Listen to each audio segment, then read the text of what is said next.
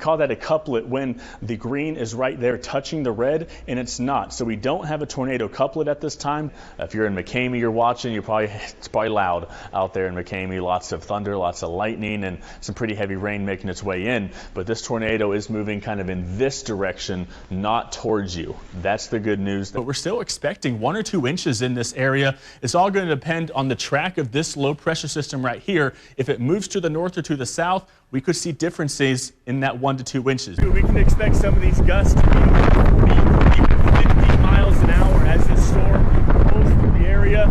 It's moving. It is here, y'all.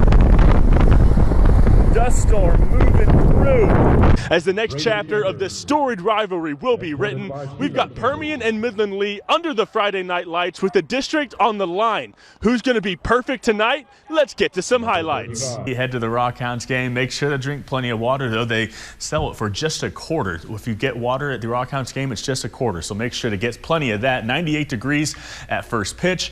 Yeah, it is a pretty hot day out here, but it definitely could be worse. We're below that triple-digit mark, so a pretty good evening for some baseball. Make sure to come out. Rockhounds in their last homestand of the season, so we don't have many more opportunities to come watch some baseball. I think we just got an update on the radar, so really quick, can we go back to the velocity, Dylan, and see exactly what's happening right there? Yeah. Right there, right on Highway 385. And an isolated shower, not out of the question in the Permian Basin, but if you see rain, it's probably just going to be one of those situations where you get like 11 or 12 drops, and all it does is make your car even dirtier. Thanks, Crystal. I'm here at United Supermarkets, and this is exciting right here. We've been telling you about this for a couple weeks now. Over 6,000 of you entered in to win, and we got our 2 finalists right now for free groceries for a year. So we still have that tornado warning in place, so you need to be taking shelter from this storm. Just got an update right there. It looks like maybe disorganizing even a little bit more. And you see kind of that hook, it's starting to get even more organized, as you can see right there. Those wind speeds were coming in that counterclockwise direction, so against the flow of the Mississippi River. So what that did, the storm surge and those extreme wind speeds, it actually temporarily switched the flow of the mighty Mississippi. 19 degrees your high on Sunday, 1 degree your high heading into Monday morning. You know, Tatum, my dad used to say you don't understand the value of a degree until you only have 1 left. And ain't that the truth? Mr. Franze, you're a wise man. We have 100 degrees at the old stadium at Globe Life Park. It's very thin air, so when a player hits a ball, it can really travel pretty fast through that thin air. But the new field, Globe Life Field, 72 degrees, that air is actually a little bit more dense, so it kind of deadens that ball a little bit, doesn't travel as far. So while maybe a player hits a ball 400 feet at the old stadium, if the player hit the ball the same exact way, it would be 6 feet less, 394 feet at the new stadium. That could be the difference between a home run and a fly ball out to center field. Take a look behind me right there. That's rain on the radar. I'll tell you who's going to get it after the break.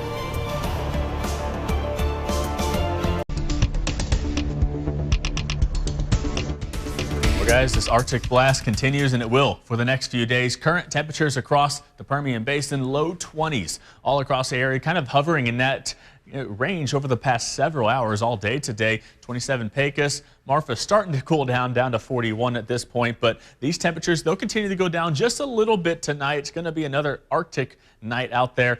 18 your low in Midland and Odessa, mid to upper teens all across the basin, 20s as you push off to the west. So this is plenty cold to once again cause a lot of problems on the roads as we go to tomorrow morning. We've had problems on the roads, as you know, the last 2 mornings, and tomorrow's going to be no exception. Here's our future track. By 1 a.m. tonight, even earlier than this, we could start to see some precip in terms of rain, or not rain, but freezing rain, snow, and sleet. A wintry mix of precip making its way into the basin. This is 1 a.m. early tomorrow. It continues into 8 a.m. tomorrow, so road conditions likely are going to be pretty bad once again.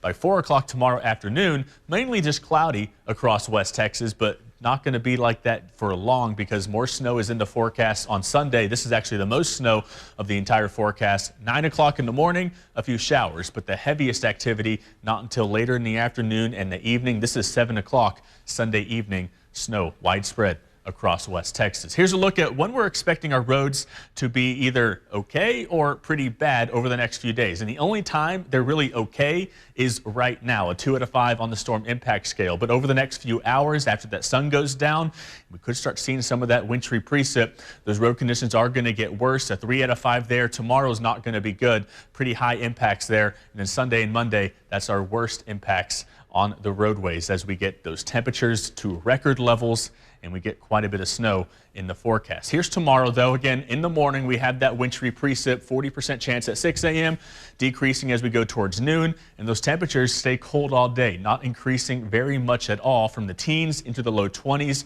by the afternoon and going down a few more degrees by tomorrow night. But after that, it's going to keep on going down. We're in the 20s in the Lone Star State right now, 15 Oklahoma City, 9 in Wichita, 0 in Lincoln, Nebraska, and that cold air continues to push off to the south. The Lone Star State going to be in the freezer for a few more days, and we even have snow in the forecast. Usually when we see snow, it's around the freezing mark, so we get those big flakes that pack together really easily, make snowballs, make snowmen. It's not going to be like that this time. 3 to 5 inches of snow in the basin, but it's going to be blowing around a lot with strong winds, and also it's going to be a drier snow too, so we're not expecting to be able to make a lot of snowmen outside. You're probably not going to want to because it's going to be so cold. Here's Sunday night low temps into Monday morning. Only 1 or 2 degrees in Midland and Odessa, 0 Andrews to Big Spring, and maybe below 0 in the northern Permian Basin. A bit warmer, if you want to call it that, in Fort Stockton and Pecos, 5 or 6 degrees there. And in the basin, it's going to feel even colder. Those winds are going to be whipping around. Wind chill -10 to -20 degrees. I've never seen anything like that here in the Permian Basin. It's actually been over 30 years since we had temperatures that cold. Again, this weekend is looking pretty nasty out there. Stay off the roads if you can. Monday and Tuesday, or on Tuesday, start to warm up a little bit if you call it that, but another chance of a wintry mix there on Tuesday. And we do see sunshine and finally warmer temperatures, but we got to wait till next weekend. Crystal?